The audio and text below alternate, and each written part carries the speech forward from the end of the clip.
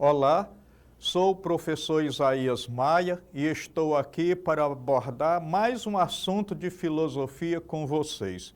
Hoje nós vamos tratar da filosofia da ciência, técnica e o cientificismo.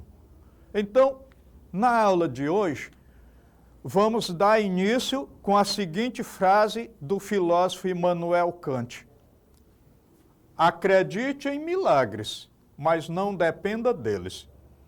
Isso significa que nós podemos ter as nossas crenças, mas que nós devemos adotar uma postura prática diante do mundo, diante da realidade, fazendo acontecer aquilo que queremos que aconteça. Então, a epistemologia é o ramo da ciência dedicado ao estudo do conhecimento que investiga sua origem, possibilidade, limites, métodos, validade, condições e natureza do conhecimento. Ou seja, epistemologia é a ciência da ciência, ou filosofia da ciência. É o estudo crítico dos princípios, das hipóteses e dos resultados, também das diversas formas de ciência. E é a teoria que nós chamamos de teoria do conhecimento. Então, a epistemologia, eu posso dizer que é uma das áreas mais importantes da filosofia, que se encarrega de criar também uma nova ciência quando alguma coisa de novo está acontecendo no mundo, na realidade. Por exemplo, quando a biologia e a geografia não deu mais conta de tratar da questão ambiental, a epistemologia foi responsável pela criação da ecologia. Então, nós temos aqui o seguinte: a filosofia, que é mãe de todas as ciências, e a ciência, que é filha da filosofia. Então, elas estão entrelaçadas. A filosofia, ela tem diversas áreas, como a metafísica, a epistemologia, a lógica, a ética, a estética e a filosofia política. Já a ciência, ela lida com a observação, a hipótese, a seleção de teoria, experiências, fatos e dados, formulação de teoria. Então, esse é o grande papel da ciência, lembrando sempre que ela é filha da filosofia. Agora, nós temos o seguinte: a filosofia da ciência é um ramo da filosofia que trata dos fundamentos, dos métodos e implicações da ciência. Portanto, busca compreender como o conhecimento científico é produzido, como ele é validado e aplicado, além de analisar as bases epistemológicas, ontológicas e éticas das práticas científicas. Isso é muito importante. Então, alguns dos principais temas explorados na filosofia da ciência incluem a natureza do método científico, que é o seguinte: tornar uma explicação ou teoria científica compreensível. Qual é o papel da observação, experimentação e teoria? Outra coisa, demarcação. Como distinguir ciência de ciências falsas, ou seja, de pseudociências?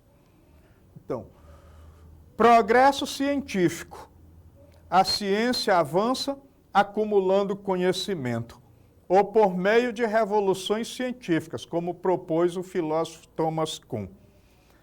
Aspectos éticos também são importantes, ou seja, quais são as responsabilidades éticas dos cientistas em relação à comunidade. Então, nós temos aqui a importância da demarcação, a importância do progresso científico e aspectos éticos. Então, a ciência erra? A ciência erra. Mas talvez seja mais importante a gente dizer que, ao invés da ciência ficar constantemente errando, ela aprende mais. A ciência é aquele viés do aprendizado constante. Então, a gente não pode ter na ciência verdades eternas. Agora, a técnica está relacionada com o como se deve fazer, enquanto a ciência é o conhecimento necessário para aplicar a técnica, e isso requer o uso de instrumentos. O cientificismo é uma visão de mundo que considera a ciência superior a outras formas de compreensão da realidade. Então, nós temos a compreensão mítica, a compreensão religiosa, mas a ciência, ela deve estar sempre acima dessas formas de conhecimento. Portanto, a ciência ela deve ser priorizada. Então, a epistemologia moderna deu origem à filosofia da ciência. Então, no século XX, filósofos e cientistas de diversas áreas voltaram a atenção para esse campo de reflexão, investigando diversos temas, entre os quais temos o significado da ciência e do conhecimento e a ela associados, a validade dos métodos adotados pelas diferentes ciências em suas pesquisas, o alcance do conhecimento científico, as relações entre a ciência, a natureza e a vida humana, ou seja, o que também envolve questões políticas, ecológicas e éticas. Então, nós temos aqui algumas teorias relacionadas à questão do cientificismo e do conhecimento. A primeira delas é o positivismo, do filósofo francês Auguste Comte, do século XIX. Então, o que ele defende? Ele defende a ideia de que o conhecimento científico é a única forma de conhecimento verdadeiro, não tem outra. Agora, temos também a teoria da verificabilidade. Aí nós temos diversos pensadores se destacando, Rudolf Carnap, 1920, portanto, século XX. Define que uma teoria é científica se as suas afirmações puderem ser verificadas e confirmadas por evidências. O problema é a gente conseguir verificar tudo, não é? Esse é dos desafios. Temos a falseabilidade. Aí nós temos Karl Popper como principal pensador. Então ele defende que uma hipótese científica deve ser testada e possível de ser refutada para ser considerada válida. Aí tem aquela história dos cisnes, né? Os cisnes são brancos, mas se a gente um dia perceber que tem um cisne marrom ou cinzento, a teoria acabou caindo por terra. E nós temos, por último, a revolução científica. Thomas Kuhn é o principal pensador, também do século XX. Ele vai dizer que a ciência evolui quando um paradigma é substituído por outro. A ciência progride por meio de rupturas e não por acumulação de conhecimento, como queriam os positivistas. Nós sabemos que a ciência, ela avança com acúmulo de conhecimentos, como queriam os positivistas, mas ela também acontece por quebra de paradigmas, como queria Thomas Kuhn. Por exemplo, nós tivemos a teoria geocêntrica e nós tivemos todo um pensamento, até na Bíblia, que incluía essa teoria, o geocentrismo, a Terra como centro do universo. Quando Nicolau Copérnico inventou o heliocentrismo, nós substituímos o paradigma do geocentrismo pelo paradigma do heliocentrismo. Aí nós vamos ter uma nova maneira de produzir ciência, ou seja, pela quebra do paradigma. Agora, nós temos aqui dois métodos, o método indutivo e o método dedutivo. O método indutivo, ele parte do particular para o geral.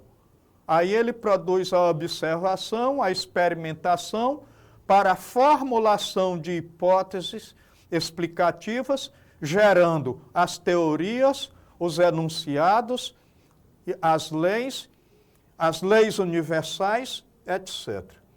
Já o método dedutivo, ele parte do geral para o particular. Então, ele cria uma formulação do problema, essa formulação leva à hipótese, a hipótese ela vai ser verificada e, por último, vai se obter os resultados, que são as teorias, os enunciados, as leis, etc. Então, esses são os dois principais métodos da ciência. Agora, há vários tipos de métodos. Não podemos negar que há vários tipos de métodos. Então, o primeiro deles é o método experimental, que envolve a manipulação de uma variável para determinar seu efeito sobre outra variável. Em segundo lugar, nós temos o método observacional.